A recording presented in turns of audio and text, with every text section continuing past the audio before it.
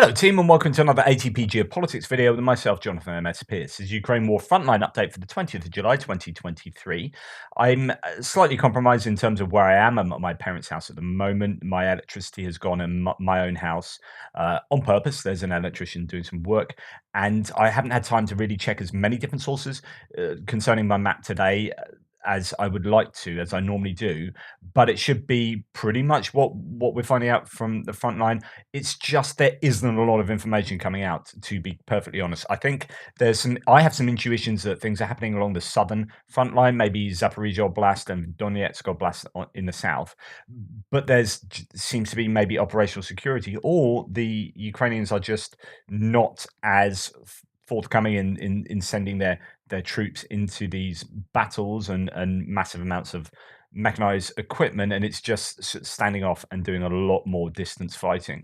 Uh, but nevertheless, we'll make a good go of it. There's a bit to say about this northeast sector, Kupiansk to Svata to Kreminna front line in the Kupiansk area here. Now, just to remind you what my lines mean.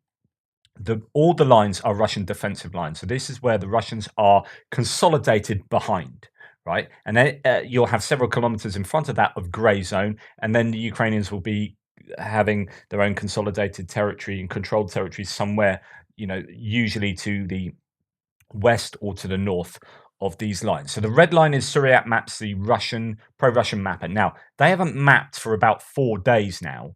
So there are no changes to Syriac's lines. I'm going to keep them there because actually I got myself confused yesterday and talked about the grey zone being over here rather than this side because I didn't have Syriac maps there to just let me know where everything was. The blue line is Andrew Perpetua, and he's a pro-Ukrainian mapper, but he's a really good mapper. Now, what's interesting up here in the Kupiansk area is Syriac maps had this advance down to almost Holubivka all the way back weeks ago, right? They had this advance past Sinkivka, and no one else had this mapped. And now we're hearing that actually the Russians have made some gains, and these gains were recorded by Andrew Perpetua over the last couple of days to show that actually this area around Mazyativka is now controlled by the Russians, and that was a grey zone. If you remember, this is the Oskil River coming up here, and that's on the western side of the Oskil River. There are bluffs, which means it's difficult for the Russians to get across there and get purchase across that river. And although there are some lower places near some of these towns, it is going to be difficult. So there's been basically grey zone coming down here, but a pocket of grey zone that the Russians have basically just taken control of, reaching all the way down to here. But it still might be fairly grey zone-ish, as in, there might not be too much Russian presence. They might be coming and going.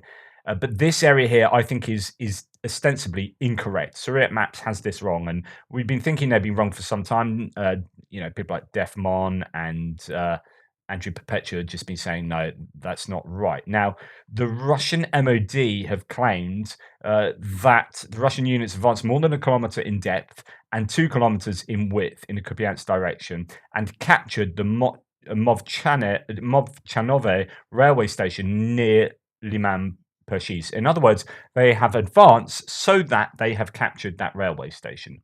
So that railway station, here's an image of it. I can't find it on Google Maps, but it sticks out like a sore thumb, really, as far as I'm concerned. It's got a blue roof. It's got this paving in front of it. You've got a little sort of blue stairway in front of that moving onto this pavement.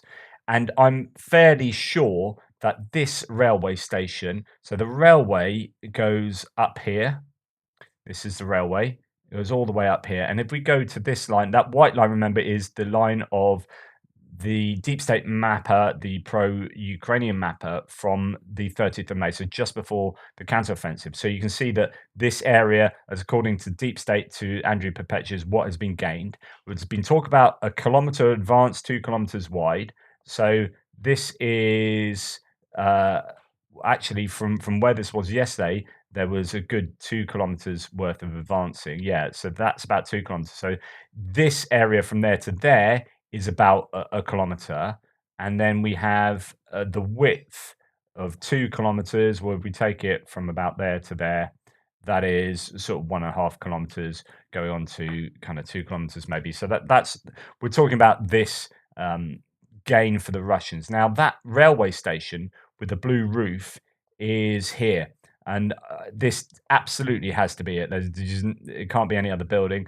Those are those steps there down onto the pavement or the little tiles, and here are the flower beds each side. So there's a flower bed there, that the blue steps down, and a blue roof. So that I'm pretty, and it's right next to railway. So that is your Mov Chernove railway station. Now the point is that if the Russians yesterday are saying they have advanced so that they have captured that and they have advanced 1 kilometers and 2 kilometers wide, then this is this area. They've just advanced to take that station, which means they didn't have that station before, which means that Syriac maps extension of the Russian control line right past Sinkivka is wildly incorrect by the Russians' own reckoning, right? Unless they left this random pocket just there and gone kind of round the sides and taken all. Obviously, it's nonsense. So they do not control this. So that is incorrect. Syriac maps is wrong. Andrew Perpetua's mapping is correct here, and that's confirmed by the Russian claims.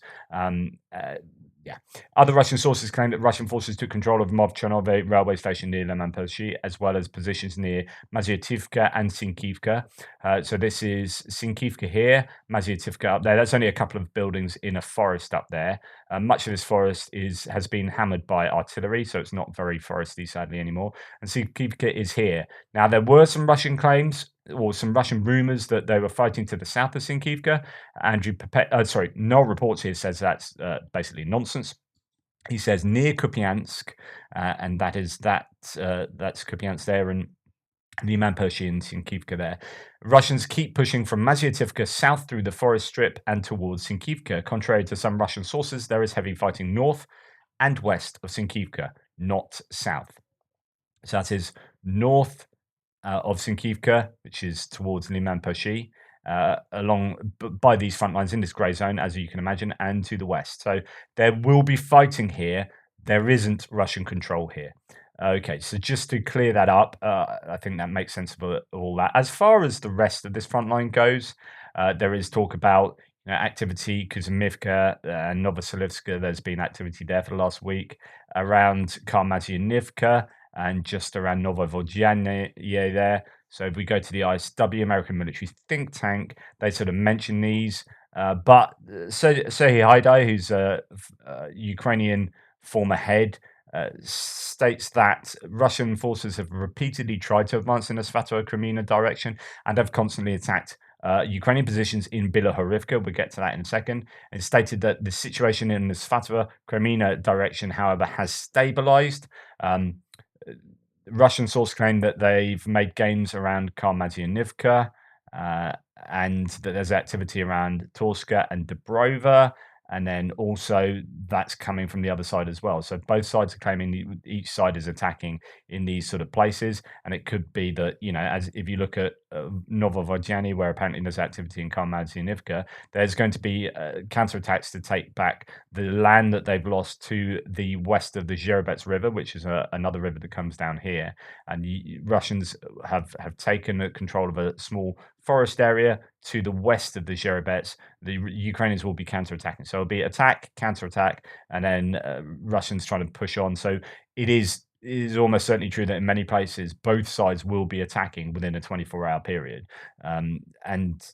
So that's the Zherebets River coming down there. You've got the Krasna River coming down here from Svatovo to Kreminna, and you've got the Oskil River that comes down through Kupiansk, down all the way, and they all meet the Seversky Donetsk River that comes through the forest, the Serebyansky forest, where there's quite a lot of activity at the moment. We have activity around Dubrova and Torska, but nothing too much to report, and it's fairly heavy around Bilohorivka as well.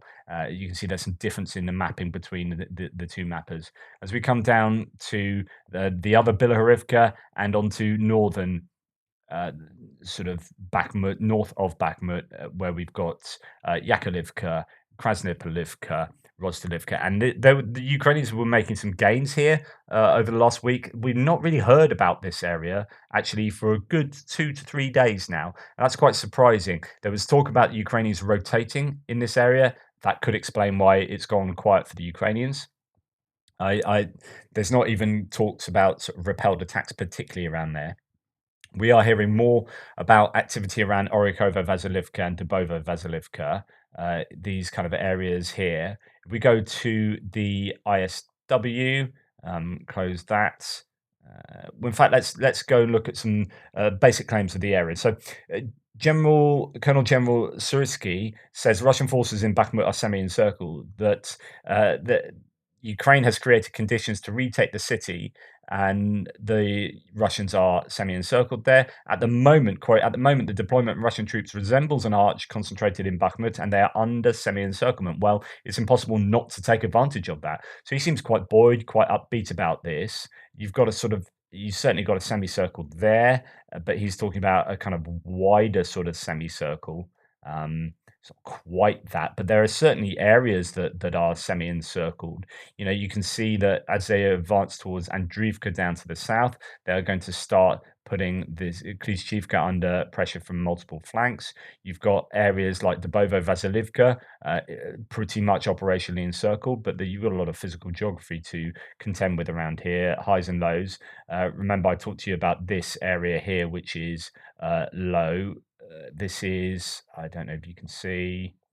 Uh, um, if we zoom in there, yep, you can see that it's uphill on either side. So that's a little bit of a valley, and actually that's steeper than this is making out.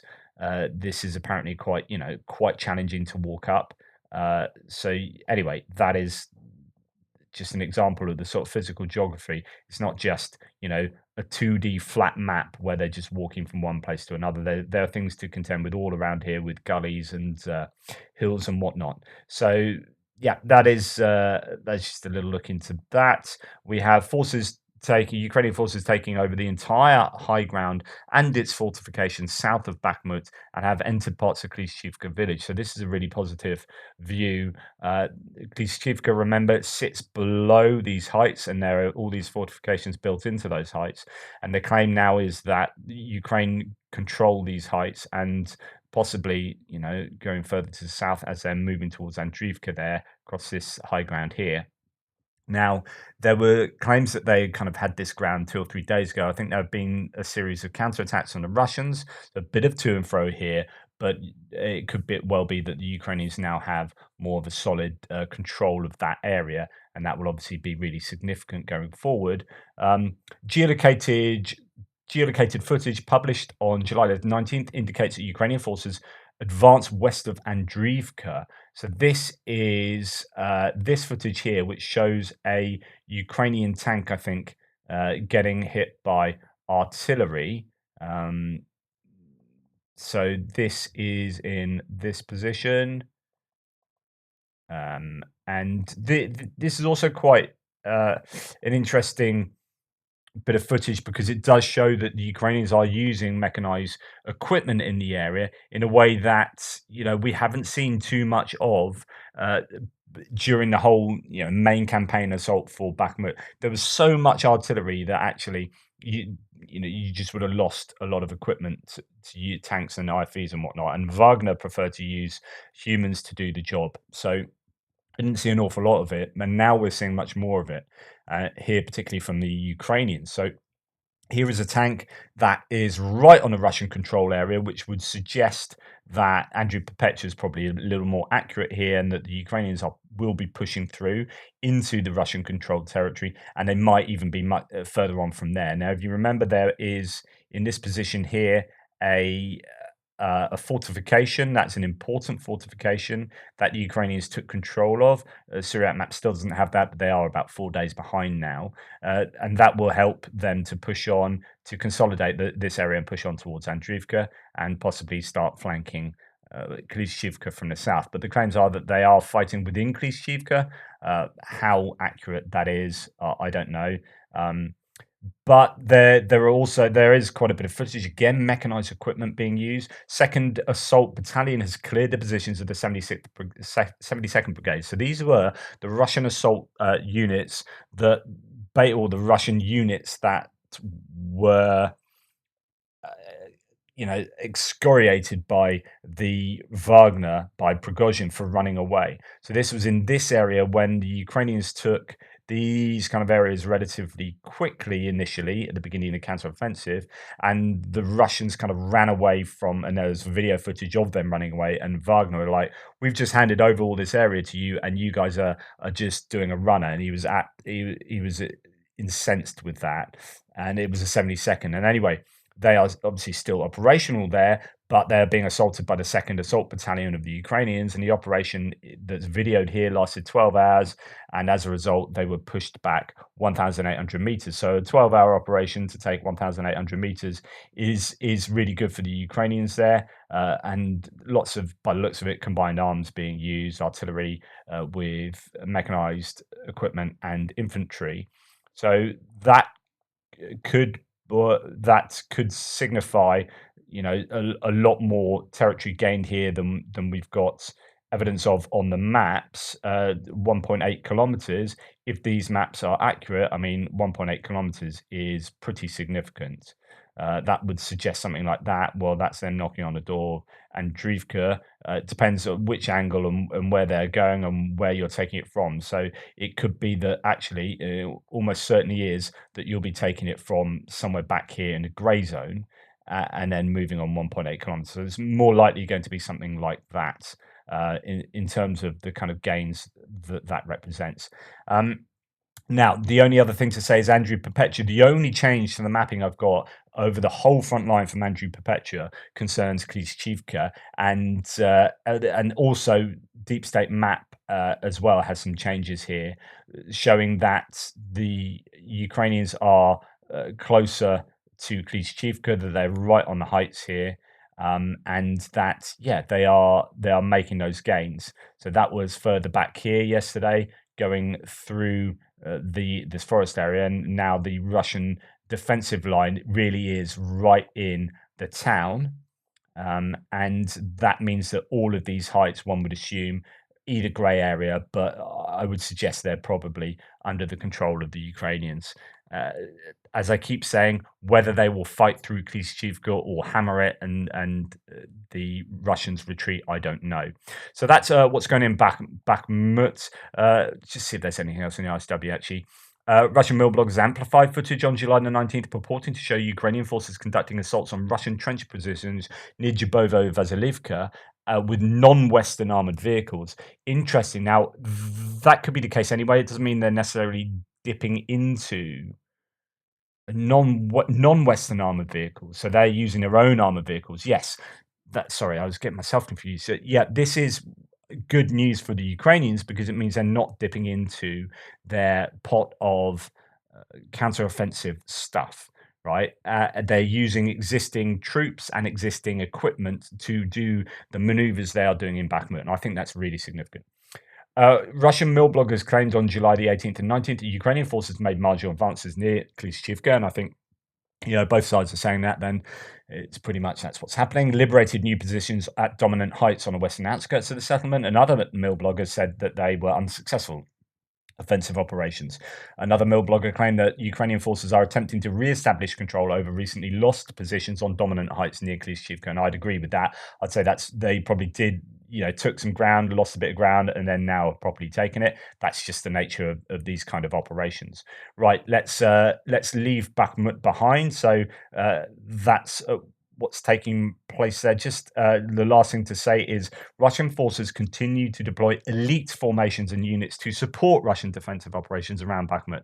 This signifies how much they want to keep Bakhmut. But of course, the more forces they pile into there, the weaker they are elsewhere. And also, they want to try and disrupt the Ukrainian counteroffensive as well. So they're putting forces in up and down the Kreminna front line. But then the question is, well, if you really want Bakhmut, why don't you put those forces here? So they've obviously made a decision that, it's important to keep Bakhmut, and we are piling in lots of reinforcements, but we're also hedging our bets and trying really hard to make a nuisance of ourselves up in the Kreminna front line. Right, we'll come down to from Bakhmut down south to Avdiivka. Avdiivka, not too much to report in terms of what's going on around Avdiivka. ISW says of there, Russian forces continued limited offensive operations. It's really all about what happened to the south. Geolocated footage published on 19th of July indicates that Russian forces made marginal advances northwest of Marinka. So this is where we get into what I discussed with you yesterday. We're really going to bypass Adiivka. There probably is activity taking place there, of course, but just not too much information about it. And northwest of Marinka, we have this mine that the Russians attacked, and I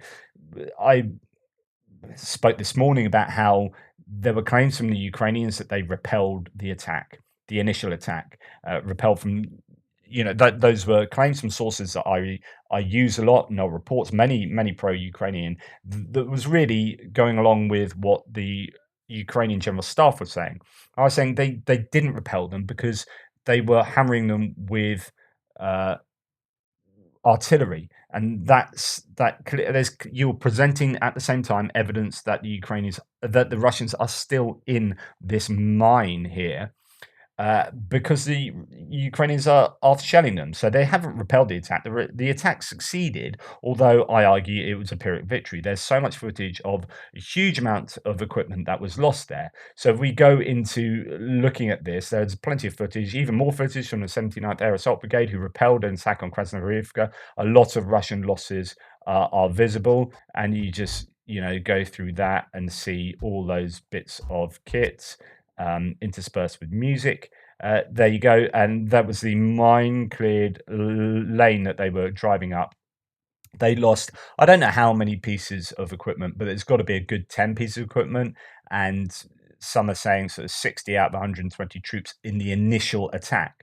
Well, then what someone here says, I counted 10 vehicles, but maybe it was 9. Either way, it's a massive assault beaten back.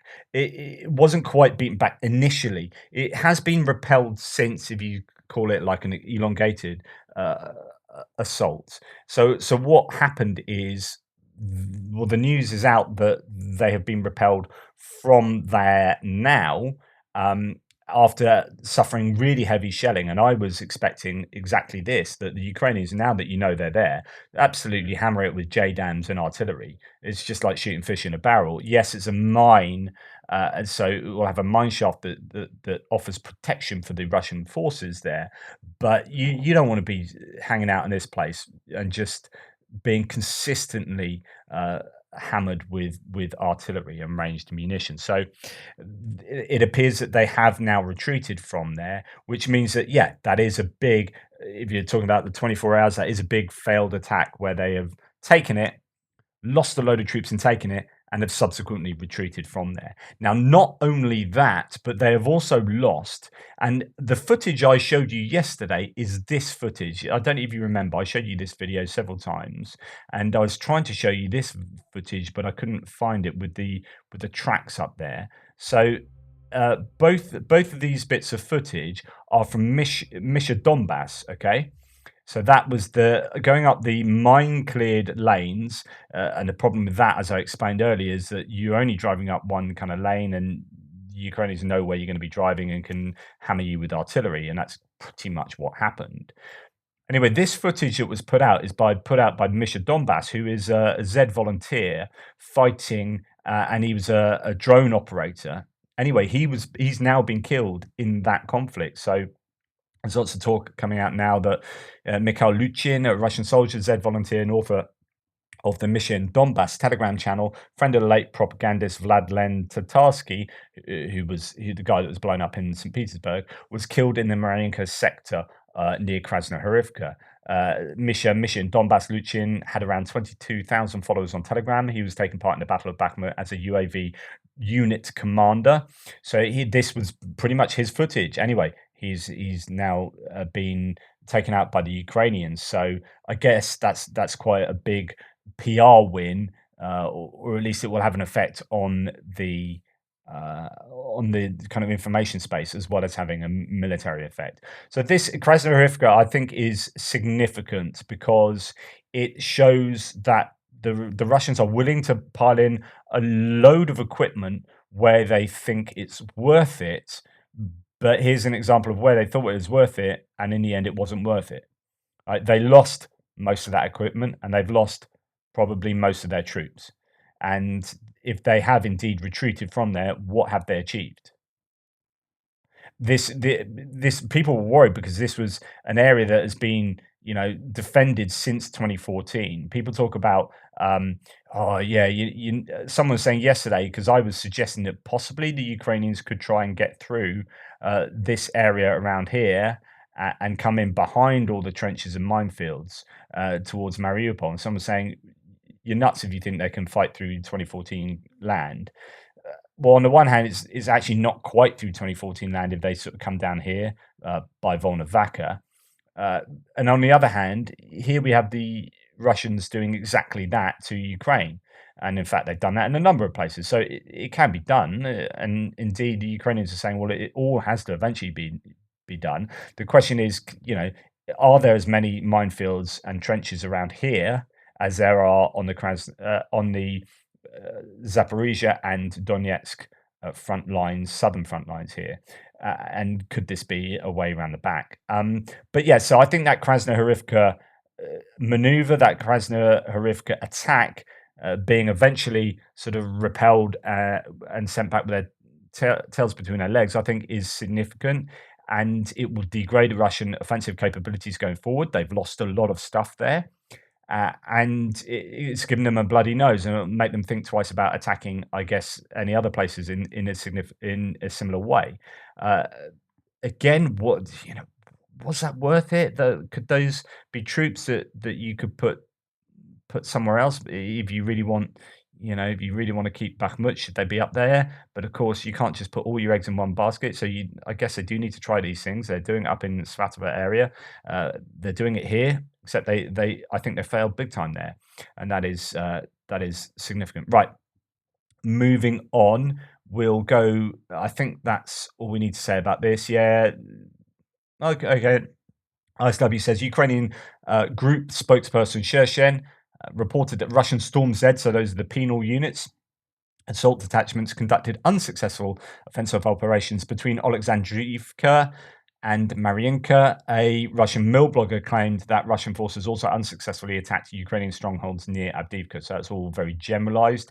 You've got Alexandriivka, which is, if I can come in a little bit further, is that near? Where's Alexandriivka? I don't know. Let's go and have a little look, shall we? Oh, that's actually, I was expecting it to be behind uh, the Ukrainian lines. It's here, Russian lines there. So there's activity around there. So anyway, as we come out of that neck of the woods, past Vuhledar and Pavlivka, where, as I said before, there appears to be Ukrainian attacks somewhere around there, but I've not heard anything about it since the last couple of days when I told you previously. We have activity going on in the Velika Novosilka area down this river towards Staromyorska. Staromyorska is the place where it's all happening, really, there, and Uruzhaini, and somewhat as well in Priyutne to the west. Now, not a lot of information coming out, as you can guess I'm going to say. Shashank Joshi says just about this whole general area, we can push with 10 brigades. This is a quote from a commander of the 78th Regiment of the Special Forces Unit in the Financial Times, who said we can push with 10 brigades, but it won't work because the mines are everywhere. Every half a meter there are mines. And I don't want to repeat myself, but I will. But I said this morning and yesterday that there are just mines everywhere. Every field here is a minefield. Every field is a minefield, and they have to take all of this land back.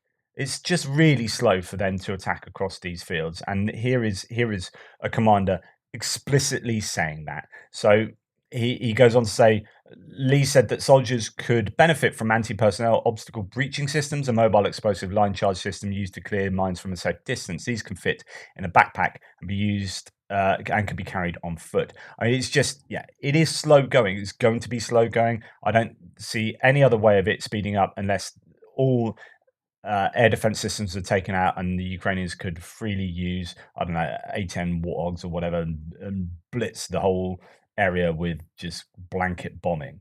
It's not going to be. There's no quick fix to this.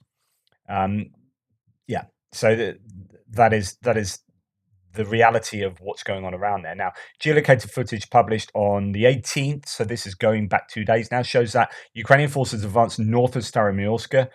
So that footage is here. A Russian Cossack regiment of the airborne forces destroying at least one armored vehicle north of Staromyorsk, which is to say, yes, it's a Ukrainian vehicle that's been destroyed, but that means the Ukrainians are operating here, and that is north of Staromyorsk. That is pretty much where you'd expect it to be. That's the situation there. So, yeah, that is activity around Staromorska. So just to continue there, the Ukrainian General Staff reported that Ukrainian forces achieved success in Novosibirsk and Staromyorsk and Novosibirsk directions and have established control over new unspecified positions, and that Ukrainian assault units conducted a significant number of offensive actions in that direction, and that the Russian forces are losing fire control in the Staromorsk area, and that this is a vector of Ukrainian advance in the Berdyansk direction. Hanna Maliar has said that the Ukrainian forces also achieved unspecified success in that line, although it's a couple of days ago. So there are general claims of success. I think it's interesting to hear the claim that the Russians are losing fire control in this area, and that absolutely has to be because the Ukrainians are just hammering the artillery pieces in along this whole front line. Although it's worth thinking about how far away these so that's Staromorska, these pieces of artillery can be. So that we're probably talking realistically. This is probably generous because of the maintenance of these bits of kit. But there's your in fact, if I get rid of that, there's your kind of radius 25 kilometers. So what the Ukrainians are doing almost certainly is just trying to obliterate every single piece of artillery in that area, uh, and then that leaves their troops, able to attack that on foot without the risk of being consistently hammered. So there is going to be such a big reliance on these counter battery efforts along this whole front line to allow their troops to do their offences, which means that it's probably going to take a lot longer than you would hope. Now, if a NATO force was doing this, that kind of activity would have been done before you had sent your troops in by air. You would have air superiority. You would hammer every single bit of Russian artillery that you could find along this whole front line, blitz it just repeatedly for like 3 weeks from the air, or even longer. I don't know. And then you send in your troops. They're not doing that because they don't have air superiority. They've only just been provided F-16s, kind of, and even not yet. So this kind of activity has to be done with ranged, ground munitions. It's just the way it is, and that's partly why it's taking longer.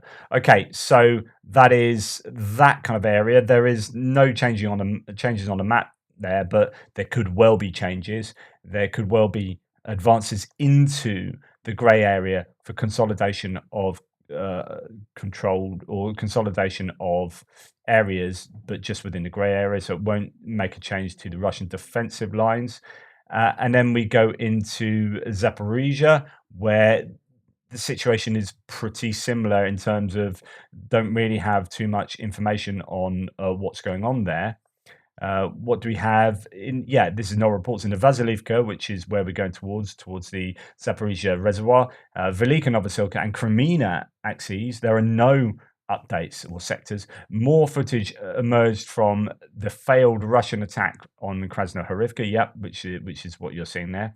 Russia claimed they controlled the mine, but hours after, infantry fled the mine after coming under heavy artillery fire. So that's what I've told you. But it's just this claim that there are just no updates. And we have just another piece of footage. I don't know if this is the same bit of footage Andrew Perpetua showed from the air, from a drone, which is like he couldn't stop laughing at a half-buried Russian T tank. It could well be this one that was just like, what's it doing? Tipped over on its side. Well, here it could well be this tank. I don't know what has happened there, but yeah, good luck with getting that out easily. That's half buried. Anyway, that T-72B3 2016, so it's a fairly recent upgrade, is captured in Zaporizhia. But again, just to go back to the claims about what's going on there, i- uh, not too much to report. Ukrainian forces continued counteroffensive operations in western Zaporizhia and reportedly made limited advances in the area yesterday. Shershen reported that Ukrainian forces advanced more than 1 kilometer in an unspecified area in the Melitopol direction. So the Melitopol direction is usually seen. I mean, there's Melitopol down there. There's Tokmak. You normally have in the Berdyansk direction is so there's Berdyansk down there is usually this Staromilska area. That's the Berdyansk direction. The Orikhiv down to Tokmak is usually seen as the Melitopol direction, and this is area more towards Kamyansky, and Pyatikhatki is the Vasiliivka direction. But it could be that one of these two places has seen some Ukrainian advances of more than 1 kilometer. Quite where I don't know. Malia also stated Ukrainian forces achieved success in the Malatokmachka Novopokrovka line. Now, this is this area here, and indeed, this is where the Russians had actually either done a bit of a counter-offensive or counter-attack and taken some ground, or there's a bit of rejigging, or both, from Andrew Perpetua's mapping point of view, because suddenly the Russians had this land. But it seems that Hanamalia is saying this area is also seeing some success for the Ukrainians. So there could be some fighting back for the Ukrainians there, and around Robotna. We know that they, at least at one point, had navigated themselves across their first major trench lines, because there was video footage of them in the Russian trenches there. But yeah, nothing too granular, no other detail really, either about Kamyansky or Pyatikhatki, other than I'm sure there's still heavy fighting there. There is fighting in Kamyansky, in this kind of area of the settlement there, which is to the south of the river. So this is where the Ukrainians have made a bit of an advance into that grey zone. And then no mapping changes in Kherson at the Antonitsky Bridge either. It is mentioned here at the end of the RSW report. Russian sources continue to amplify footage indicating that Russian forces hold positions on the east bank of the Kherson Oblast. Several Russian mill bloggers amplified footage purporting to show Ukrainian forces attempting to land boats and reinforcements near the Antonitsky Bridge, suggesting that Ukrainian forces continue to hold limited positions in that area. So they're still there, they're still fighting. There's not a lot of detail. Don't know if they've made any advances, so on and so forth. So that is the situation on the front line. Hopefully my computer was behaving, and hopefully tomorrow I'll be back to normal, but I might not have electricity tomorrow either. So I might be back at my parents'. Lucky they live very close. Anyway, thank you for your patience. Thank you for watching. Please like, subscribe, and share. Take care. I'll speak to you later. Toodle pips.